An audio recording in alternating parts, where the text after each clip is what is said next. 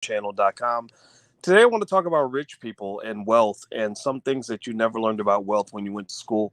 I hope that this helps some of you because a lot of you have asked me about this, so I thought that I would address it very quickly. This video won't take long, but we're going to get started right here on the Black Financial Channel right now.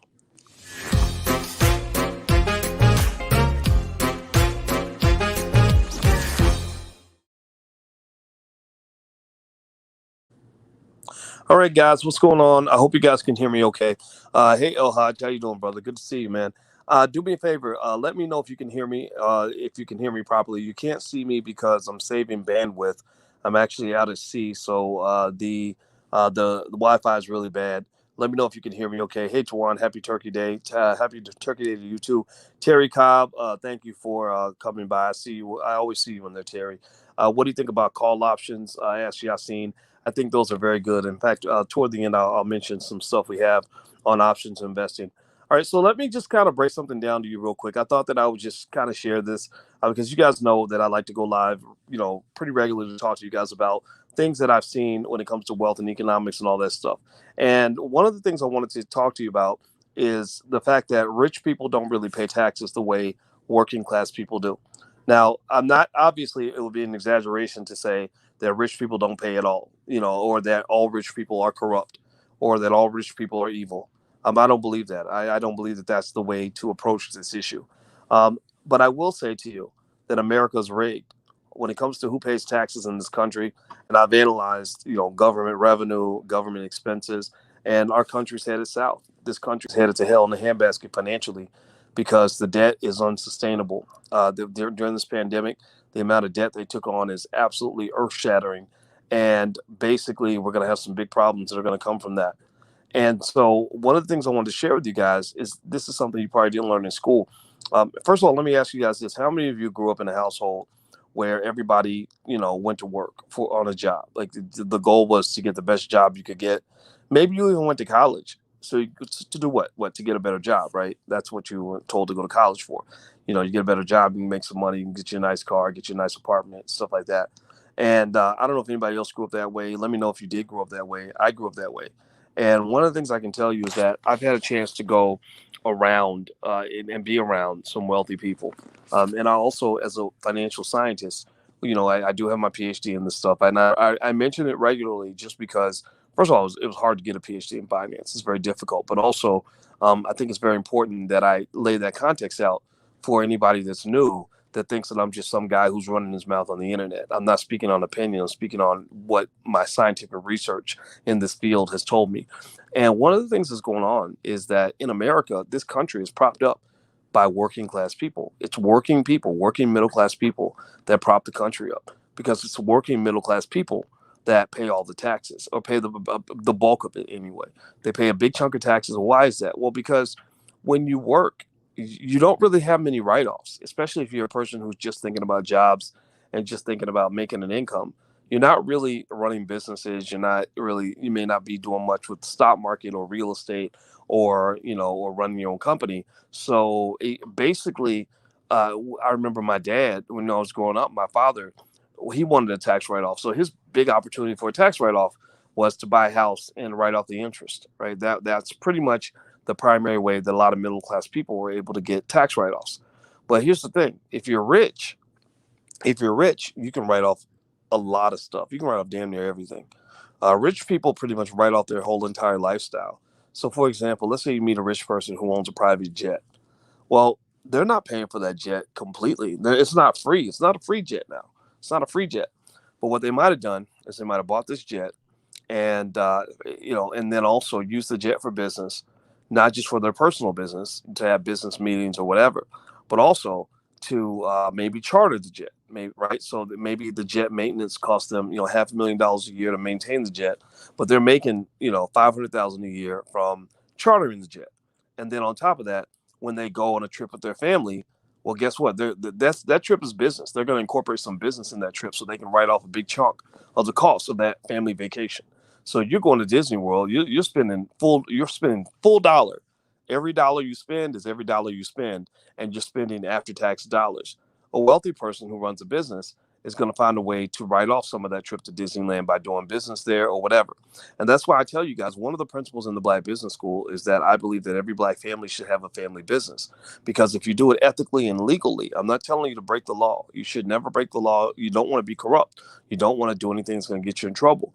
But if you do it ethically and legally, if you have a family business, you can write off a lot of your family trips. Just make sure you keep it on the up and up. Make sure you clear it with your accountant.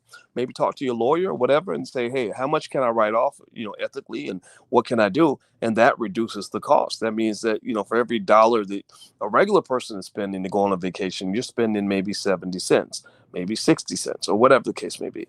Right. So rich people don't really pay taxes. They just don't. And that's why, they keep a lot of their money. That's why you can have a wealthy person who makes a ton of money, who has a zero tax bill. When it was revealed that Donald Trump owed $700 in taxes or whatever that number was, everybody assumed, oh, it must be corrupt. It must be because he's crooked. Maybe he is crooked. I mean, the man owns casinos. He's been in the boxing industry. He's dealt with the mafia. He deals with the Russians. There's a lot of corruption. I just smell corruption in that. But corruption is not the reason that his tax bill was low. It's because he had a lot of write-offs. When you have write-offs, you can live a nice lifestyle. There are business people I know who will swear to you that they haven't made a profit, but yet they are flying in a private jet, living on a yacht, got their own helicopter, but will swear that they made no income last year. And they're not lying. It's because they literally were able to legally write that stuff off. I talked to a guy. Actually, before I tell you the story, do me a favor, hit the thumbs up button. Please hit the thumbs up, subscribe button, share this video. Also, hit the notification bell so you'll be notified when we go live. You can text the word "voice" to 31996 to get text alerts periodically from us. We don't send out too many of them, but you can get them when we go live, things like that. Now, somebody mentioned options. We do have an options investing program in the Black Business School. So if you're interested in taking a look, there's that URL, blackoptionsinvesting.com. So here's the deal. I talked to a guy in Hollywood once, and this guy was he was actually, you know what? I don't think he'll mind me sharing this, but it was Will Smith's brother, Harry. Will Smith is a very smart guy. They come from a smart family, and I don't know Will at all, but I know Harry. Harry was very smart, and I talked to Harry twice for like 2 hours, and we hit it off very well, and I enjoyed talking to him very much, and he's a great guy to speak with. And one of the things Harry told me that really blew my mind is I think that he said something to the effect that Warner Brothers swears that the Harry Potter franchise has never made a profit. Give me a yes or no if you've heard this. Give me a yes or no if you've ever heard about this. That Warner Brothers claims that Harry Potter, that whole multi-billion-dollar franchise, has never made a profit. Has anybody ever heard about that? Give me a yes or no in the chat. Yeah, I don't think a lot of you have heard of that. Yeah, and it's astonishing, right? It's like, how can Harry Potter, with all the money that they've made with that franchise, never make a profit? Well, it's because creative accounting allows them to reduce their tax bill. It also allows them to, as a studio, they can work deals in their favor. Some will call them ripoffs, but the way I see it is if they give you a contract and you sign it, unless they told you couldn't read it, you weren't allowed to read it, or you couldn't get a lawyer. I don't know if you could call it a ripoff, right? I think you have a responsibility to read things that you sign. But one of the things he explained to me is that studios, to keep the money, would started doing deals with artists where they would say, look, we'll give you a cut of the revenue, but only after we pay all the expenses. Well, expenses are arbitrary. Somebody they could create management fees and all kinds of crap in there that, administrative costs or whatever. And next thing you know, you're looking like New Edition. I don't know if y'all remember New Edition when they went on their world tour, sold out stadiums all over the world, number one record, several number one songs on the number one record. So New Edition actually got royally screwed. They got done with this world tour and got a check for like $1.87 after the tour was over. And Ronnie, the tall guy from New Edition, he's actually a student in the Black Business School now. I didn't know he was, but he messaged me. He's a very nice guy, very polite. He sent me a message, and I think he's into real estate, if I'm not mistaken. And he's also deep into Black financial literacy, and I was very impressed by that. And I wouldn't be surprised. I'm gonna try to, if I talk to him, he called me. I got to call him back. But if I talk to him, I'm going to have him try to get him on the show because I want him to talk about that experience and how financial literacy is so important so black people don't get screwed. Also, Ice Cube is going to come back very soon after Thanksgiving.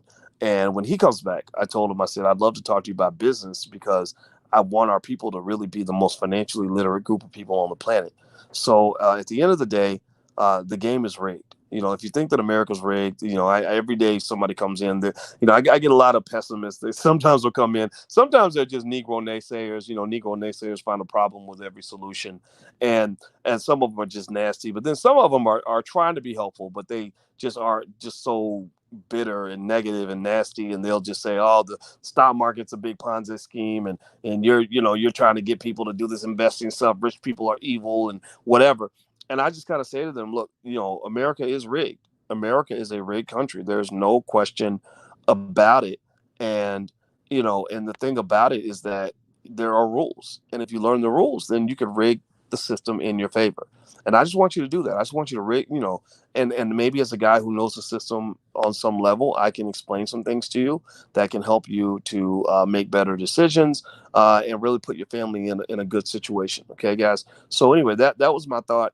I came back in. I told Alicia, I said, this is on my mind today, so I'm gonna share this with my peoples, and I hope that this helps you. So do me a favor, hit the thumbs up button, share, subscribe button, hit the notification bell, text the word "voice" to 31996 to get notifications, and also if you're interested in getting financial workbooks or flashcards for your kids. The URL is financialworkbooks.com. That's financialworkbooks.com. The URL is right there on the screen.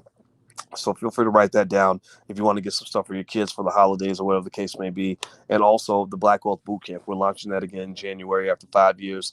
For the next 48 hours, it is literally 72% off, which is a massive, massive discount.